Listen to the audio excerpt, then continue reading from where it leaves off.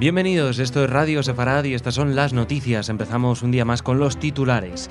Netanyahu dice aspirar a una solución de dos estados, pero acusa a los palestinos de huir de las negociaciones. Rusia se ofrece para mediar entre Fatah y Hamas para conseguir la unidad nacional palestina. Reunión urgente de 5 países del sur de Europa y 5 del norte de África para tratar de yihadismo e inmigración ilegal. Y la selección de fútbol palestina altera el orden de los partidos contra Arabia Saudí. Estas son las noticias que, como decíamos, tenemos para hoy en el comentario. Jorge, hola Jorge. ¿Qué tal, Jordi? Luego vendrá Raquel con las noticias culturales, pero empezamos en Israel. El primer ministro Benjamin Netanyahu anunció su aspiración de alcanzar la solución de dos estados para poner fin al conflicto palestino-israelí, pero ha responsabilizado a los palestinos de huir de las negociaciones.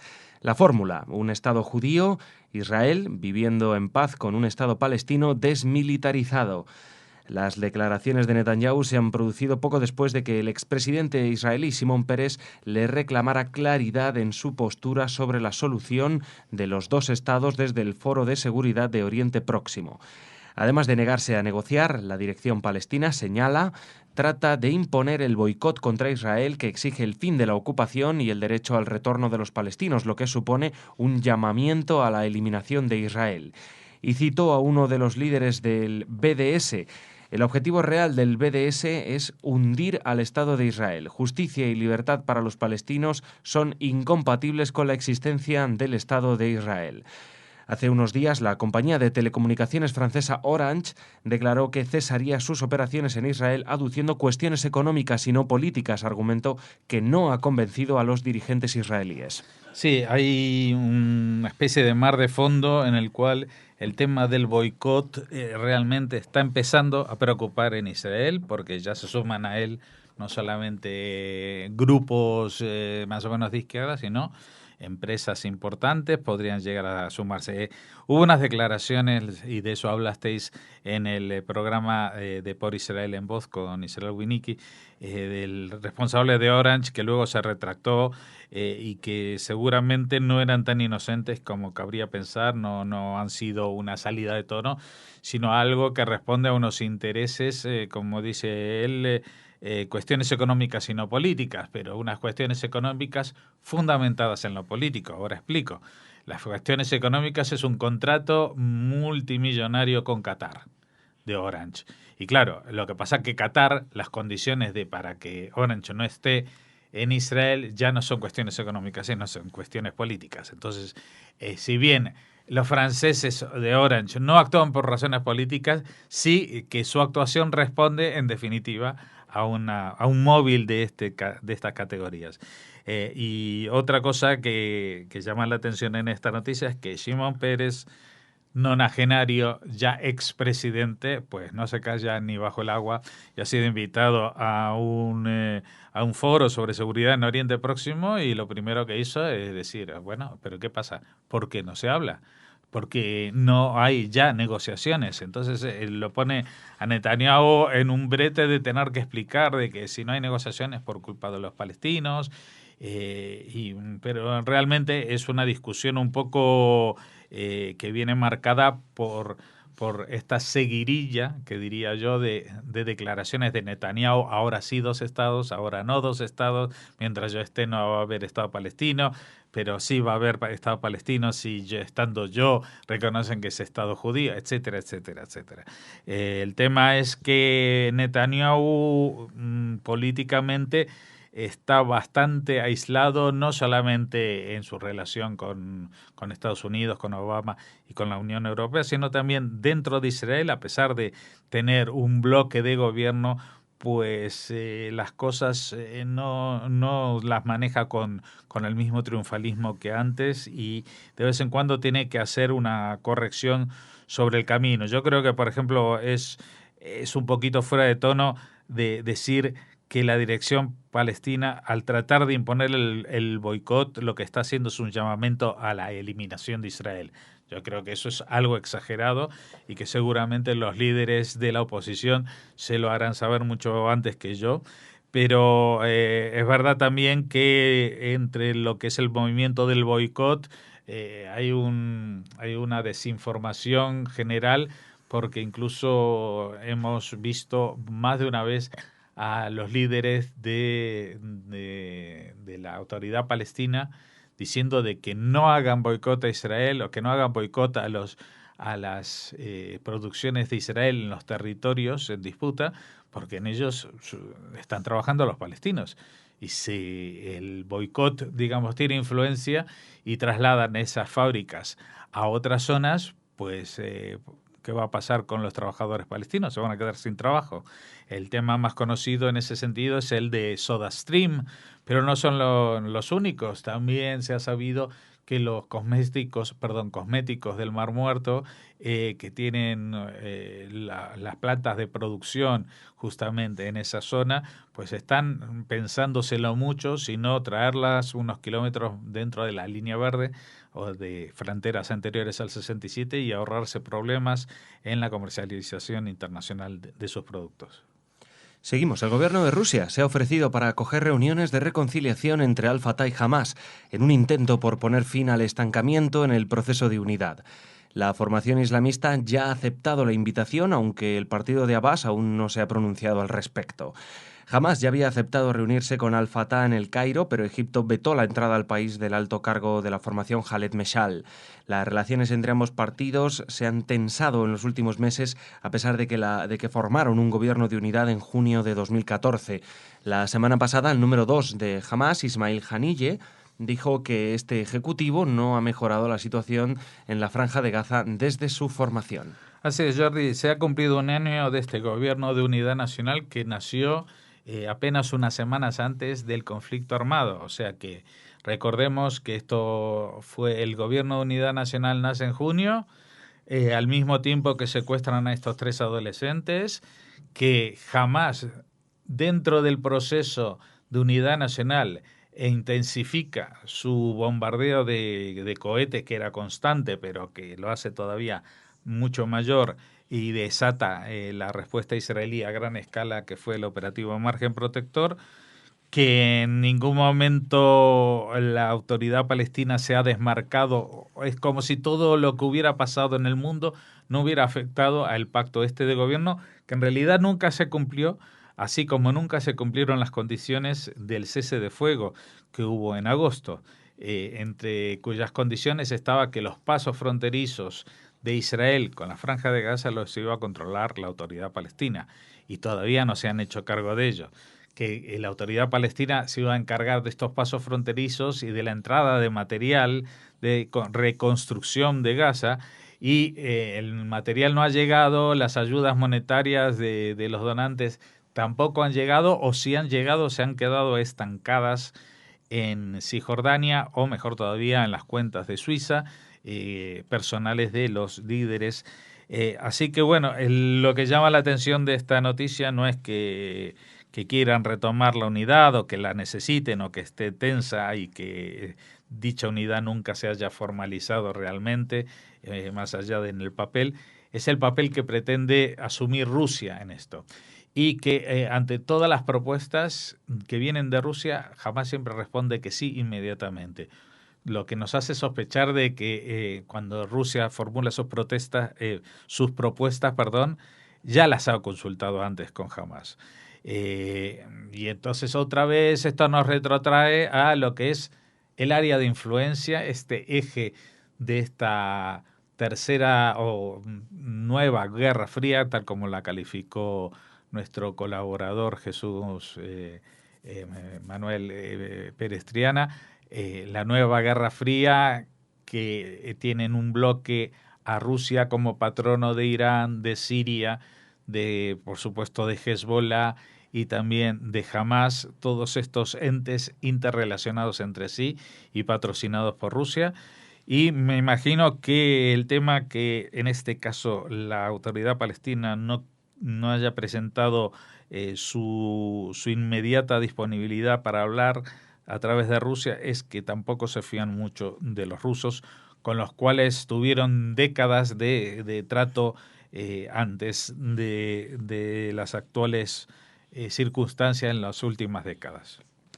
Seguimos. El grupo 5+5, que reúne a 5 países del sur de Europa y a 5 del norte de África, celebra este miércoles una reunión extraordinaria para evaluar tanto el avance del yihadismo en la zona, en particular en Libia, como la creciente inmigración irregular en el Mediterráneo.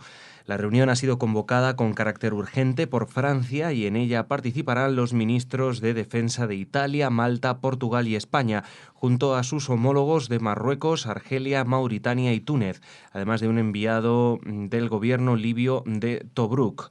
Sobre la mesa planeará la propuesta de Italia, que apoya a España, de intervenir militarmente en Libia. La actividad yihadista ha aumentado también en los últimos meses en diversas zonas de Argelia y en las porosas fronteras que comparte con Túnez y Libia, y que se han convertido en centro de reunión, reclutamiento y acogida de radicales que pretenden sumarse al Daesh en Siria e Irak.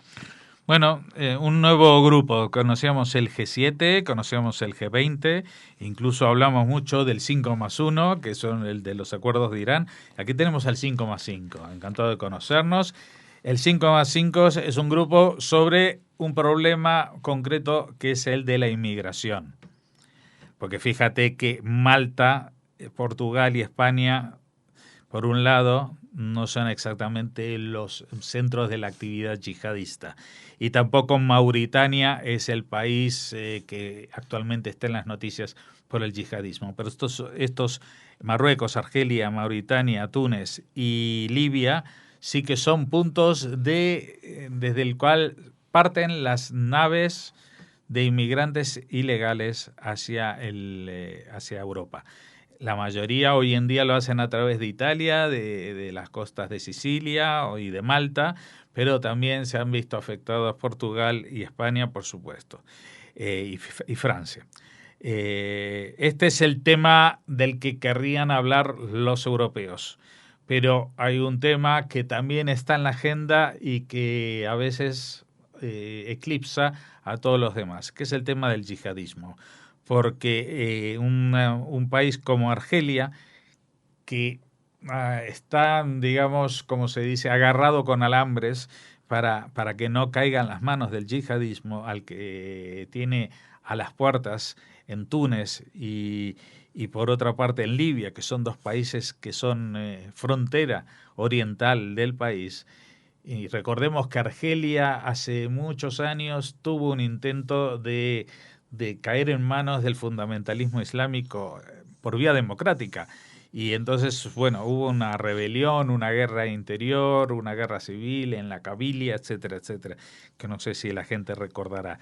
Eso fue sofocado, pero que quede sofocada una rebelión no quiere decir que se extinga la llama, y menos en tiempos como estos de ideologías tan absolutistas como la del Daesh. Entonces, bueno, están hablando ahí los ministros de defensa. Yo no sé muy bien hasta dónde puede llegar la colaboración en estos terrenos, porque no olvidemos una cosa: los ministros de defensa de cualquier país solamente pueden hacer lo que su propio presidente o primer ministro les indique hacer. O sea, los ministros de defensa no deciden por sí la política de defensa. Entonces, están ahí como delegados, como representantes. Ahora cada uno de estos 10 países tiene que volver a hablar con su jefe y ver qué nuevas propuestas pueden traer a una nueva cumbre. Y ese es el problema que hay cuando estamos ante un incendio, que no tenemos tiempo para ir por el procedimiento habitual. Y me parece que este tipo de conversaciones pues son demasiado prolongadas, y que temas como el yihadismo, incluso la inmigración ilegal, hemos visto días que han llegado casi 5.000 personas a las costas italianas, pues necesitan soluciones más urgentes, incluso cuando no estén 100% acordadas o firmadas o pactadas, y sea más un acuerdo entre caballeros, entre estados, para poner en marcha medidas mucho más drásticas para acabar con los dos fenómenos, tanto la inmigración ilegal como especialmente el terrorismo yihadista.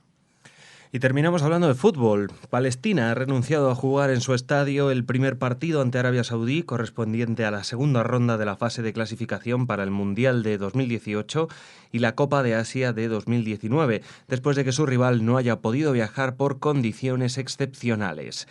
El encuentro debía jugarse en la localidad palestina de Al-Ram, pero ahora se disputará en Arabia Saudí, después de que Palestina aceptase la petición saudí a cambio de jugar la vuelta en su estadio.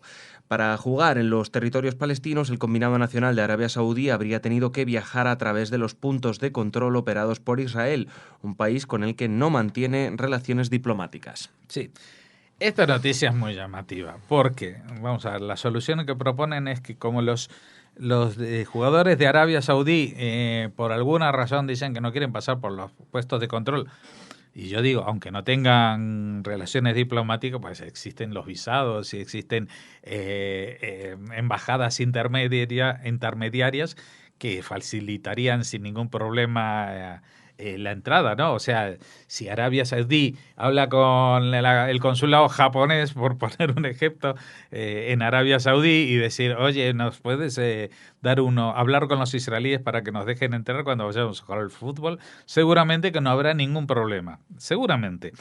Pero no solamente eso, sino que dicen, bueno, la solución, ¿cuál es? Que se juegue primero en Arabia Saudí y después el segundo partido, que van a estar en la misma coyuntura. O sea, no es ahora, será dentro de unos meses que tengan que jugar el partido de vuelta, y los saudíes han dicho que sí, que para el partido de vuelta van a viajar. Entonces, ¿por qué no pudieron viajar ahora? ¿Por qué podrán viajar sí dentro de 3 meses? Eso no lo sé, pero yo he puesto esta noticia que aparentemente no son las habituales que tratamos en esta sección, pero justamente la he traído por una cuestión.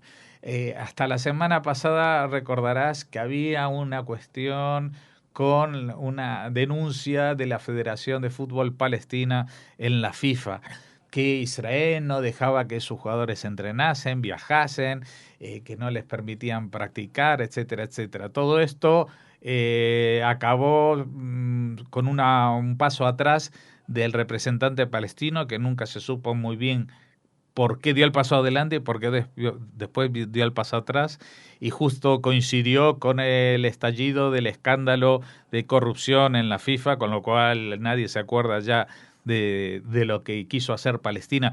Pero el tema es que ellos se presentaban como víctimas de que si no podían jugar era porque Israel no les dejaba.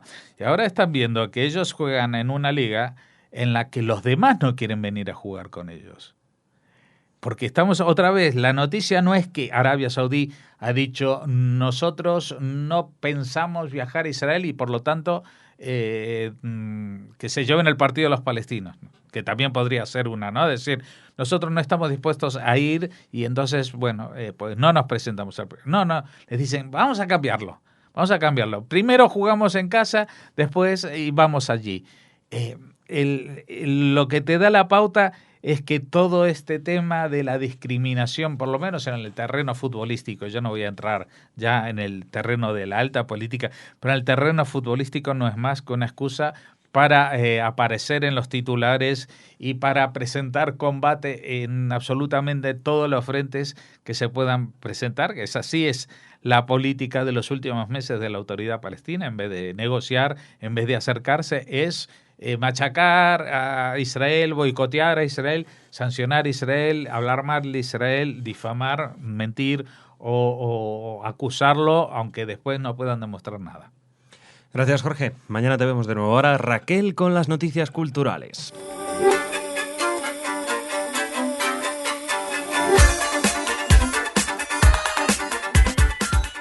Raquel se acomoda en su asiento, prepara sus folios para contarnos noticias culturales. Hola, Raquel. Hola, Jordi. ¿Qué tal? Creía que estabas... No, o sea, estamos que esto grabando está en directo. ya. Sí. Bueno, grabando, nuestro grabando. falso directo, no, en directo de siempre.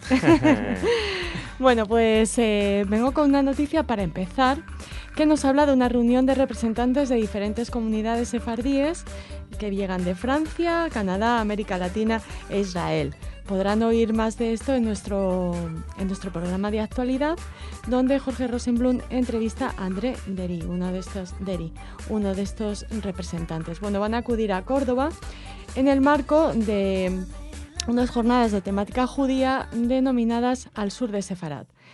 Hasta el 16 de junio van a poder disfrutar de 7 días de encuentro donde visitarán ciudades de fuerte arraigo judaico, degustarán platos basados en la gastronomía kasher y escucharán varias conferencias de expertos sobre personalidades importantes de Sefarad. El Jardín Botánico de la capital andaluza, de esta capital andaluza, de Córdoba, que esta visita coincide con el 700 aniversario de su sinagoga, pues se convertirá en el epicentro cultural de estos representantes de comunidades sefardíes que, como les decimos, vienen de todos los puntos del mundo. En Córdoba, concretamente, recorrerán la judería, la sinagoga y la mezquita catedral. En Lucena pondrán a su disposición la necrópolis judía con el propósito de acoger a este grupo, y las juderías de Sevilla y Jaén también formarán parte del programa de visitas. Conocerán la historia de la judería de Sevilla, la arqueología sefardí o la vida y obra de personajes como, por ejemplo, Hasdai y Ben Saprut. Así Muy que bien. desde aquí les damos la bienvenida y esperamos que disfruten mucho de este Al Sur de Sefarad y que vuelvan a sus comunidades y lo cuenten. Y hablen bien de nosotros. Por supuesto. Es un retorno al hogar, o sea que seguro que es muy emocionante. Pues nada, ya saben, en el espacio de actualidad Jorge les entrevista. ¿Con qué seguimos, Raquel? Seguimos con música porque el Auditorio Nacional cierra sus salas y lo hace a lo grande con la Sinfónica de Radio Colonia, que clausura la temporada con Natalia Gutman. La Sinfónica de Radio Colonia clausura esta temporada, como les decimos, con La Patética de Tchaikovsky, bajo la dirección de Jukka-Pekka Saraste y con la violonchelista Natalia Gutman como protagonista. En el programa estarán Dvorak, concierto para violonchelo, y Tchaikovsky, como les decimos, La Patética. Natalia Gutman es una extraordinaria violonchelista judía y poco a poco el mundo de la música le está otorgando el lugar que en su día ocupó nada más y menos que Rostropovich. Así que es una muy buena oportunidad para escuchar a una de las mejores intérpretes de música clásica del momento. Y la pieza de Tchaikovsky se llama así, se llama La Patética, ¿eh? No es que Raquel haya hecho un juicio de valor en torno a la obra de Tchaikovsky. No se le ocurriría a ella, jamás. No soy una experta en música clásica, precisamente. Además, teniendo aquí a Jorge Rosenblum, para nada. Pero bueno, sé un poquito más de teatro, Jordi. Ah, bien, bien. Así que, a ver, dime, tiene que ver con la siguiente. felicito y felicito a todos los que ya hayan podido ver una obra que agrupa en una especie de collage el universo creativo de Max Aub. Está en Naves del Español y fíjense en el título, que es tan curioso como el propio autor. Tengo tantas personalidades que cuando te digo te quiero, no sé si es verdad. Este es el título de la obra que dirige Jesús Cracio, un director teatral de probado prestigio que se ha introducido en el universo de Max Aub para hablarnos de este sobreviviente de dictaduras y exilios, de talento poliédrico y alma cosmopolita. Pero él decía que eres de donde haces la secundaria y él la hizo en Valencia, o sea que se sentía muy valenciano, Jordi. Les invitamos a acercarse a las Naves del Español para disfrutar de esta obra que reúne, novela, teatro, cuentos, poemas, diarios y un cúmulo de literatura difícil de clasificar. O sea, no es ninguna obra concreta de Max Aub, sino que está inspirado en son trocitos muchas obras, ¿no? de la obra de Max Aub que conforman una especie de cabaret literario donde la música y la pintura, artes que él adoraba, pues también están muy presentes. Pues nada, estas puestas en escena sorprendentes e innovadoras con este... Me recuerda un poco, salvando las distancias, pero creo que han hecho algo parecido a lo que querían hacer en Hotel Budapest, ¿no? Con la obra de Stefan Zweig, que tampoco es ninguna obra de Stefan Zweig en concreto, sino un poco su estilo, un collage, lo que decíamos, que estará hasta el 14 de junio, Jordi. Hasta el 14 de junio, y queda poco tiempo, ¿eh? Además, el cartel, yo lo he visto aquí en Madrid, en las paradas de autobús. Es muy de cabaret, ¿no? Sí, ya me recuerda a Magritte también, no sé si es por el sombrero y el tipo de traje y sombrero que está ahí en la... Pues me recuerda a los cuadros de Magritte, pero bueno, no es ese estilo. Intentaremos hablar con Jesús Cracio a ver qué nos dice de esa impresión que has recibido tú. Si Magritte tiene algo que ver. No sé. También a ver cómo se le ha ocurrido esto y por qué. Bueno, pues nada, Raquel, muchas gracias. Ya nos vemos mañana, ¿vale? Hasta mañana. Hasta mañana.